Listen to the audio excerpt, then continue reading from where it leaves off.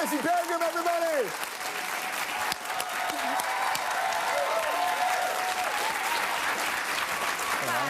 Welcome to the show. Thank you.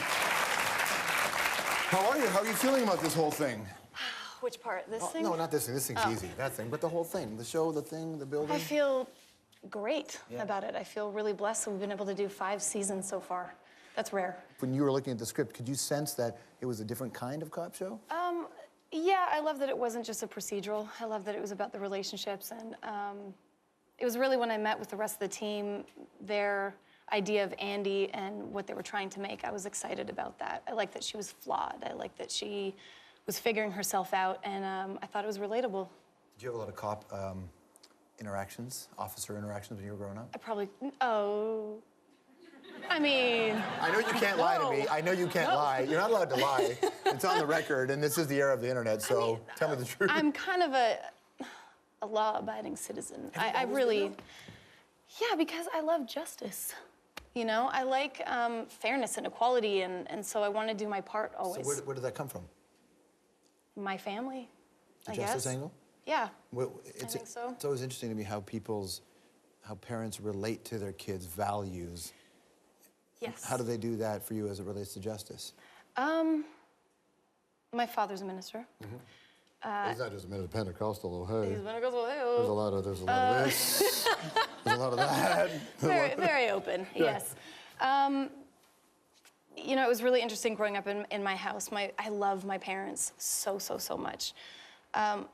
They really cared about instilling integrity and character and, you know, love, really. I was in a very safe environment, and everything was about people, the heart of people. And I take that with me in every job that I do. There's always this crushing moment, though, when you realize that all the things that you've been given, all of that safety, it isn't everybody's experience. Nope. And so then you connect to that world. When did you start to see the world in a different way? I guess when I didn't even realize that it was different what I had experienced until I was a teenager. And I realized that not everybody had the home I did. I was embarrassed about the home I was in, I think.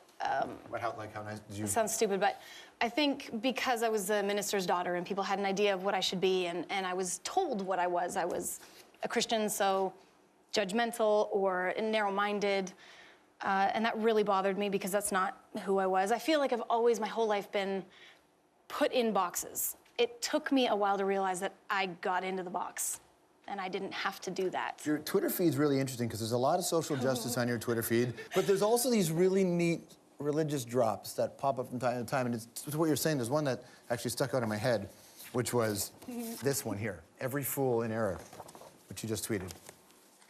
Oh, yeah. Yeah, so, but no one, a person of faith doesn't tweet that unless something triggers it. When I was a teenager, I think that I naturally became, it was religious, right? To have a faith in God is a very personal thing, and I think I just didn't want to do things wrong. I am a perfectionist. I wanted to take responsibility for everything and help people and love people, and that can be taken out of context. And I really lived an exhausting life because I was trying so hard. I didn't ask for help. I didn't have mercy or grace or forgiveness for myself. I think I just was always trying so hard, and I crashed and burned. It makes me emotional thinking about it. I think God actually saved me from myself. Did you know you were crashing at the time, or only when you hit the bottom? No. No, I thought I was doing everything right. And that's not what God is about. It's about showing up, and you're already enough, and being present in the moment and asking for help. Were there people around you who you could see after the fact were really trying to help you through this? I went home for 2 months. I call it my emotional rehab. Had a girl. Yeah, and I just started over. Was it the job that was crushing you? Was it your choice? I think it was everything. I think I tried to put everything together in my life. I tried to have the best relationship. I tried to mend everything that I saw was broken in whatever situation I was in. I tried to be the best at my job. Yeah, that'll kill anybody, dude. Yes. But even with my work, I wanted to be a leader. I wanted to be the person who made sure that the set was safe and creative and that everybody felt valued. And you can't do that because turns out you can't control other people. Whoops. So You can barely control yourself. that is true. That is true. I know. So yes, I think that it was all of those things that I realized I was never going to have what it took. Listen, the people of faith have had lots of different jobs over their life, and lots of them have been in the entertainment business as well. But it's always a really startling moment when you go, hey, so listen, Dad, Mom, I know your father encouraged you to get into modeling or something like that, didn't he? Yeah, he wanted us to. Well, my little sister was interested in it, and my dad thought, well, he's got 3 women, well, going to be women, and he wanted us to be confident and kind of walk with strength, and he thought maybe this is a good thing. I thought I could make a little bit of cash, you know. Sure you did. You seemed to be 5 seasons. Not work at McDonald's, always. Nope. So. But you've tweeted, like, even on your Twitter bio says you're ready for the next McDonald's. You said apply to McDonald's again. Always. Did you ever work at McDonald's for real? Yeah, for 2 years. Were you good at it? Heck yeah, it was good, but I didn't get my pins. What do you mean you get your pins? Look, when Like- you take on a different category, you know, and I do the fries, I want my fry pin. And I didn't get it because I was the person who stepped up and I was like, you know what? I'll take this one, Joe. But then I wasn't, no, because I wasn't officially trained in anything. Really? No. Interloper or just underappreciated? Oh, well, one sounds like a whiner, underappreciated for sure. Stick around more with Missy right after this.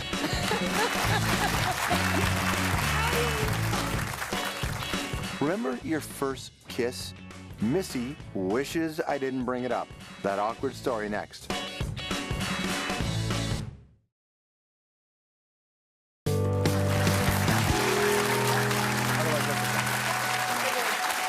We're back here with Missy. All right, so anthropology time. You ready? Okay. What association? I say sisters, you say? My favorite. I say faith, you say? Love. I say fame, you say? Overrated.